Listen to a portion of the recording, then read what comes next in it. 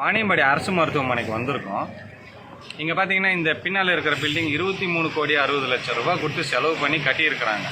கட்டி என்னடா பண்ணியிருக்காங்கன்னு பார்த்தா, குடிக்கிறதுக்கு ஒவ்வொரு ஃப்ளோருக்கு ஒவ்வொரு பியூரிஃபையர் மிஷின் வச்சுருக்காங்க. ஆனால் அதில் கிளாஸ் கிடையாது, கையில் தான் பிடிச்சி குடிக்கணும்.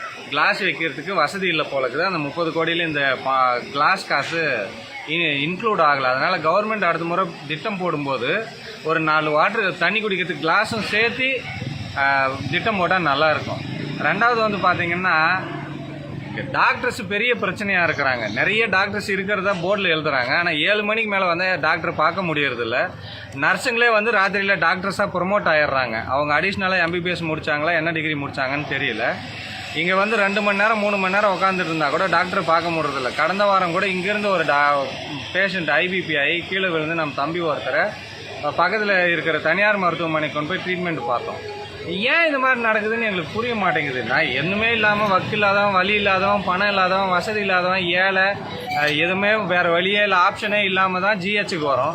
அதுக்காக அவங்கள கேவலமாக பார்க்கக்கூடாதுல்ல. இப்போ வரி பணம் எங்களை மாதிரி ஆட்களோட வரி பணத்தில் தானே இந்த பில்டிங்கெல்லாம் கட்டுறோம், சம்பளம்லாம் வாங்குறீங்க. வர்றவனு நல்லா கவனிச்சுக்கிறது என்ன பிரச்சனை இருக்க போகுது? ஒவ்வொரு முறையும் ஏதாவது தெரிஞ்ச டாக்டருக்கு ஃபோன் போட்டு, சார் நம்ம ஆளுக்கு வந்துக்கிறாங்க சார், கொஞ்சம் பார்க்க சொல்லுங்கள் சார். ஏன் அவங்கவுங்க எல்லா டாக்டர்ஸுமே ஹாஸ்பிட்டல் நடத்துகிறாங்க. அந்த ஹாஸ்பிட்டலில் வர பேஷண்ட்டுங்களை அப்படி தான் ட்ரீட் பண்ணுறோமா? கிடையாது. அங்கே இருக்கிற அந்த மனநிலை உள்ளே வரும்போது ஏன் இங்கே இருக்கிற மருத்துவர்களுக்கு வரமாட்டேங்குது? அப்போது நாங்கள் இங்கே வர்றவங்கெல்லாம் மனிதர்கள் கிடையாது. தனியார் மருத்துவமனைகளுக்கு போகிறவங்க மட்டும்தான் மனிதர்களா? அவங்க மட்டும்தான் வாழணுமா? நாங்கள்லாம் சாகணுமா?